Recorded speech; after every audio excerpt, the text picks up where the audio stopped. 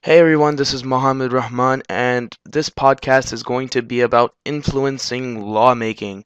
Okay, so this is not exactly going to be about how the lawmaking process works, but rather it's going to be about individuals involved in the lawmaking process and how they affect it. So, what you see here is the Capitol building, and so most people know what this is for, but this is where the legislation goes down, meaning one side is House of Representatives, one side is Congress, and this is where this is the home of the legislature. So basically, how a bill is passed, it's a bill that basically is divided into four stages. One is, well, five if you want to count the beginning. So initially, a bill is proposed. Now, it can be proposed in a few ways. It can be proposed by the president, it can be proposed by a citizen, proposed by a senator or representative, but then it is passed down to committees. So the legislature, since they're huge, to make them more efficient, they break them down to committees. So this is called committee action. So they are discussed by committees, yada yada yada. They do all the stuff. Then it's sent to the floor. Now this is where the debating happens. This is where all the committees meet together. All the legislature comes together to decide on what's important in the bill, what is not. Okay, so there's going to be debating, there's going to be taking out, there's going to be amendments made, there's going to be some writers attached here and there, you know. That's how it works. Then it goes in a stage called conference action.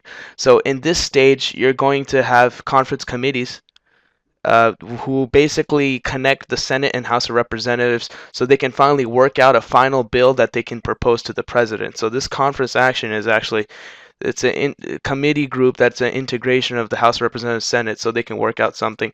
So this final copy is finally the last final stage is being sent to the president for approval. So now the president holds two things. He can approve of it or he can veto it and attempt to kill the bill. Now if he passes it, it passes whoop-de-doo. But if he kills it, if he vetoes it, it is sent to the Congress again. Now, the Congress can override the veto by a two-thirds majority vote. And if either one fails to override, the bill dies, meaning gone.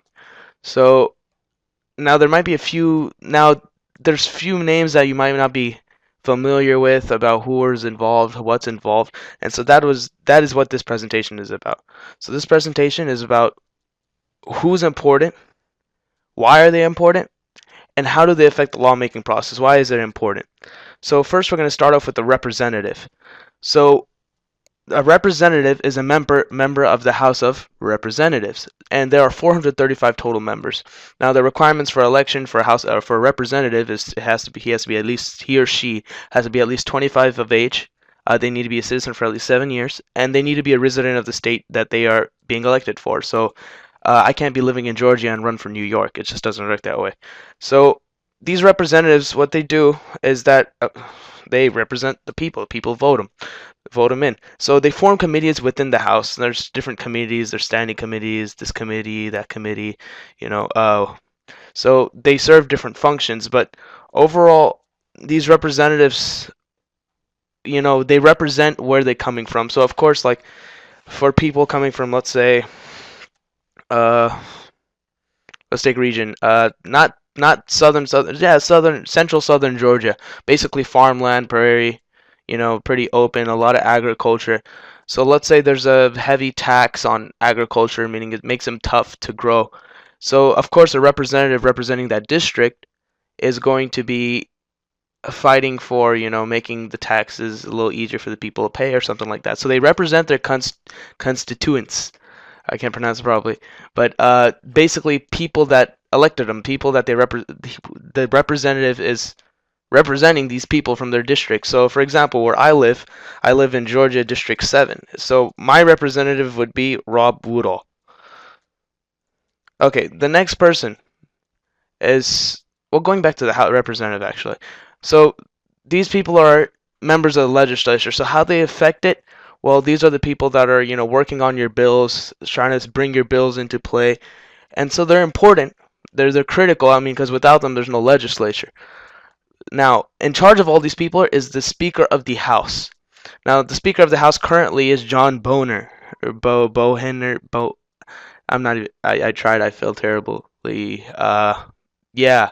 So he is the Speaker of the House currently. Boehner. Never mind. So he is the leader of the House of Representatives, and he is next in line for the presidency after the vice president. So let's say, God forbid, something happens to the president or something, and then something happens to the VP. The next person to take in charge of the speaker is the presidency is the Speaker of the House. If you a good movie about this is Eagle Eye. It's You want to watch a good movie about this kind of stuff, Eagle Eye. It's basically about a giant conspiracy to take out the whole presidency line. And it's overall pretty cool. It's just on the side if y'all want to see something where y'all can see how the presidency plays a role and how the inheritance of presidency play a role in the government. It's just a nice little movie to see. Anyways, okay, so the Speaker of the House, basically in the legislature, he decides who gets to talk. Now, this is critical for legislature because the Speaker of the House, let's say he wants a bill to be passed, and he knows who supports the bill and who doesn't. So what the Speaker of the House has the ability to do is make sure that, I mean, he can't, it won't, it'd be completely unfair, and people would openly see if they would openly see if the Speaker of the House is, just choosing people that are supporters. But he can choose specifically who has a stronger argument for this bill, who he knows who is probably weaker in argument against the bill. So this way he can kind of manipulate the process in a way that will benefit him. So for example, if something, let's say that he's the Speaker of the House owns electricity business, and then jumping back on taxes. Let's say there's a bill proposing that, let's say electricity company has to pay more taxes. So he's going to obviously choose people that are one of his party or whatever party he wants to take affiliation with, and he's going to choose people that are for himself, who are strong in argument and have a very strong basis that they can argue for, and he's going to choose people that are against him that probably don't have such a strong argument against him. So it's really critical. Now he also gets to appoint members to some committees. Now this makes him even more powerful because he can put his friends in the right places in some cases. So it helps him have an influence in different committees. Now he's not in charge of applying all people to all committees, so he doesn't of course have uh, autocratical power, but it does play a huge role for him. He also schedules bills for action, so he can time the bills, depending on whether it's good or not for just personal gain, whether it's good for the nation. I'm not saying that everybody's a conspirator and whatnot, but if something's better for the nation, he can schedule it as such. And he also sends bills to proper committee, so he's not going to send a bill regarding McDonald's to, you know, someone about engineering committee that's taking on an engineering project. It's just so he's in charge of that. Okay, the next person is a House Minority Whip. Now, House Majority and House Minority, meaning, let's say the Democrats hold the House, they're the House Majority. So the Republicans would be the House Minority. So the House Minority Whip is kind of like the House Majority Whip. They both, except he's for the minority House. So he's their assistants to the party leaders. Whoever the party leader is, they help him out. So they see where they just keep an eye out. They kind of see the trend of what people are thinking and everything. From this they can see where the vote may be heading. So they also hold the ability to influence lawmakers and committees. They persuade them on how to vote. Hey, maybe this will work out. Hey, that'll work out. But other than that, they really don't hold any power. Like the majority whip and party leaders hold scheduling abilities and whatnot, but the minority whip does not have that. And they're also in charge of attendance. So one of the Democratic whips is Stain Hoyer. I don't know how it's pronounced. I'm not very good with this, but that's just an example. And something about this picture, it just kind of made me, I don't know if y'all know what this is. It's just the hands. So I thought I'd throw that in there. Yeah. Anyways, okay, the next person. Majority Leader. Now, the Majority Leader is the Speaker's top assistant. So there's the Speaker of the House, and then there's the Majority Leader. So the Majority Leader's his role is to plan and steer bills through the House. So he's the guy who thinks of how the bills are going to work and how he should allocate. How he should set up the route of the bill and what committees it travels through and whatnot, so it can either better fit his needs or better fit his party's needs, or better fit the nation's need, of course. Or he's in charge of that, and he also makes sure that committees work on and finish bills that best serve the interest of their party. Because in the end, people are always looking out for themselves. You rarely find purely philanthropic, yes, that's the word, philanthropic, politician. It's very rare. They usually have some ulterior motive. Anyways, but he makes sure he, gets on their back. So Eric Cantor is is the current majority leader. Now, the next person is the vice president. So in this case, it'd be Joe Biden.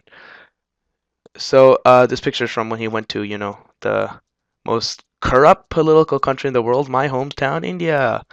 Yeah, politics there is, oh wow, it's funny. You just sit at a party and just you hear all these old uncles, discussing politics, and same story. Oh, he took land from the poor and did this, did that. Okay, then do something about it. But they don't want. They just want to talk about it. Anyways, okay, so the vice president is the leader of the Senate.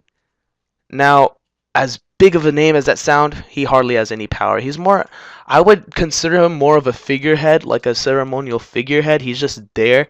His only power is to make a vote if there's a tie, and that's every now and then if he's just curious of what's going on, he can select people to talk or ask a question just for his own, self-contentment. But he's usually busy with executive duties. So, like for example, like in uh, ambassador trips like this, or if he's going out of country, of course he's not going to be able to be at the Capitol Hill, discussing legislator. So the head of the Senate, whoever's after him, will usually takes care of that. Now, a senator, an elected member of the Senate. No doubt. Anyway, so it's pretty simple. That's what a senator is. Now there are 100 total senators. There's two per state. So the requirements for election are you have to be at least 30 years old, citizen for at least 9 years, and a resident of the state you're being elected from. Now they also, like the House of Representatives, they form committees, and it's not as intense as the House of Representatives. The House of Representatives is a lot more formal. There's rules. You can't just talk. You have to like be selected and everything. Whereas in the Senate, it's pretty chill. For lack of a better word, pretty chill. There's unlimited debate time. There's you can talk what they want. Just have a nice slow pace with it. So they do like to talk a lot there. So before there'd be a really big problem with filibusters. This dates all the way back to Greek and Roman, politics, but it's basically stalling time in any way or possible. So since there was a limited debate time, a senator could talk for as long as he wanted. So people would take advantages of that, like in that 1960s case where they just, bring their bed sheets and just, stall time. And then they finally, implemented closure. I don't know how, but it basically puts a 60-minute limit time if there's enough votes that hey, this guy's talking way too long. He's not making any point. He's obviously trying to stall time and stall legislature. So that fixed that problem. So Johnny Isaacson, Isaacson or Isaacson, I don't know, but he is a Georgia senator. So that's my example for that. And now the president. So he is the head of the executive branch. He is the commander in chief of armed forces. He's elected for 4-year terms. He has two max terms. So in this case, it's President Barack Obama. And when it comes to legislator, when it comes to a bill, his power is that he can veto it. So he can attempt to kill it. He can say no, I don't want this to happen. Whoop-de-doo. Now, then he has to somehow if he really doesn't want the bill into play, he just has to hope that there's not a 2/3 congressional vote. He has to convince Congress that the vote is bad, that the bill is bad, give his perspective. But if in case that there's a 2/3 vote in each house, in each part of the bicameral legislature, the veto will be overridden and the law will be brought into place. It's usually the president and the executive branch that is proposing appropriation bills. Appropriation bills are spending bills. So nowadays you always hear about Obamacare and other, increasing Social Security and stuff like that, other spending bills. So this all falls under appropriation bills. So usually it comes from the executive branch. And just another thing to kill stress. Yeah. Uh, this isn't true. I also wanted to clear up a rumor. He really did not kick down a door, but it was edited for the Tonight Show or something like that. But it's a common misconception that Obama he just kicked down the door and went in. No, but he really didn't. He walked through. Uh, but I just thought this would be a little funny. They both have the same posture. that perfect kick. Anyway, okay, and then the last group, well, I believe is the last group. No, not the last. Second last group is the citizen. So citizens, their job are elect representatives and senators. So in the end, they can be considered the base of the whole legislator. They can be considered the most important factor because they're the people that elect the people to, lead their nation. Now you can have a different point of view that, regardless of what the citizen want, in the end there might be a sort of rigged system that who people want in will get in. But overall, but in general, if you want to look at it in the sunshine way, the citizen, all the power lies in the hand of the citizen. Power to the people. Uh, they can propose bills by contacting state officials or sending them in. So, you always hear stories of senators and, like House members having like so much mail because people just sending them random requests. Well, this is why, because they have the right to, and that's in their power. Now, the last and most controversial group, controversial, group is no doubt, undoubtedly the lobbyists. Now, the lobbyists have no exact political power. They're not elected to office. They're not part of office. But they are interest groups that persuade congressmen to pass bills that favor them. Now, I didn't do this, but here, let me see. Okay, they don't have it here. But, oh, you weren't supposed to see that.